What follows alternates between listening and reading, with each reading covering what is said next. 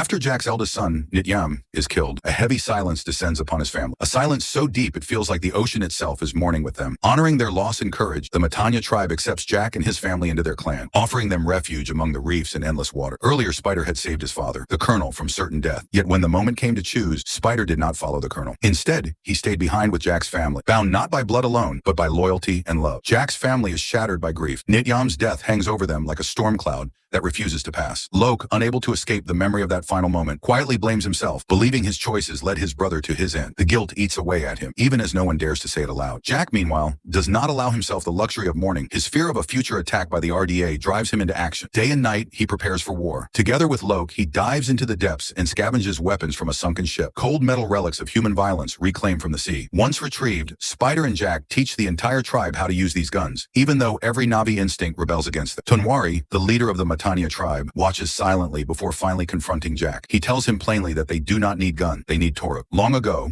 Jack rode the legendary beast and regained the trust of the Navi, earning the title Toruk Marktuk. That memory still echoes among the people. But Jack refuses, flatly and without hesitation. The past, whatever glory it held, is not something he is willing to revisit. At the RDA base, Dr. Ian reports that no Navi bodies were found near the shipwreck. The truth strikes the Colonel like lightning. Jack is still alive. The hunt resumes immediately. Preparing for the inevitable, Jack modifies weapons of his own design. He attaches small rockets to Nitri's arrows and hands them to her. But to the Navi, iron is cursed. Without hesitation, Nitri shoots the weapon down, rejecting it entirely. Jack explodes in anger, blaming Mother Ava for binding them to beliefs that now feel like chains. Nitari breaks down in tears. She tells him she has lost everything: her people, her forest, her world. In that moment, Jack pulls her into his arms. He tells her softly but firmly that she is not alone. He is her family, and he will always stand by her side. For a brief moment, life feels normal again. The children play freely in the sea, laughing as they bond with their Tulukun siblings, their joy echoing across the wave. That night, disaster nearly strikes. Spider runs out of oxygen in his sleep, his breathing growing shallow and weak. Jack wakes just in time,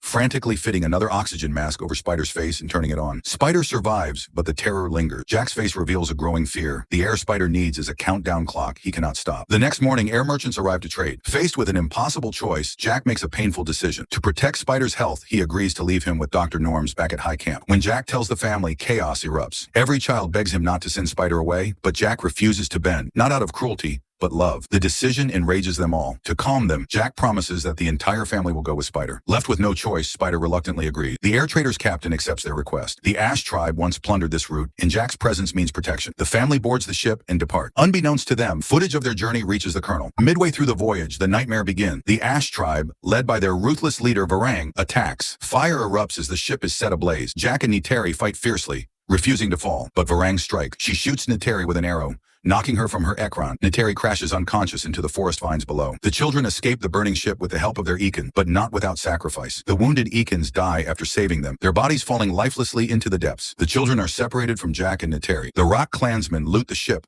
slaughtering every remaining Navi aboard. Watching this horror unfold, Loak collapses in grief. Then a Rock clansman spots him. The chase begins. To survive, Lok kills 2 Rock clansmen with his gun, his hands shaking as he fires. Varang examines the bodies, removing the bullets, studying the weapon that killed her men in an instant. Enraged, she gives chase, but Lok and the others escape into the river just in time. Jack arrives at the wreckage, devastated. No response comes from Nitari or Loak on the radio. Death seems absolute. Then suddenly, Nitari's Akrono appears and lifts him aboard. At the riverbank, Spider realizes the truth. His oxygen is nearly gone, and his spare mask is still on the burning ship. With no choice, they rush back. There, the Colonel captures Jack. Jack desperately explains that Spider will die without oxygen. The Colonel, unable to let his son die, releases Jack and joins the search. Before they reach the ship, Spider collapses, unconscious. Then something miraculous happens. Kiri, a sacred seed from the Tree of Souls, appears before them. She orders Spider to be laid on the ground. Lok hesitates, wanting to find oxygen, but Kiri's voice changes, commanding him. He obeys. Kiri connects herself to the roots, breaks the sacred seed, and places it into Spider's mouth, praying to Mother Ava. Light explodes from the roots. Mycelium spreads, wrapping Spider's body. Kiri removes his mask and the mycelium enters him. Her body glows as she prays. Spider adapts. He breathes, without oxygen. Joy flashes across his face. Then terror returns as the Ash clan captures the children.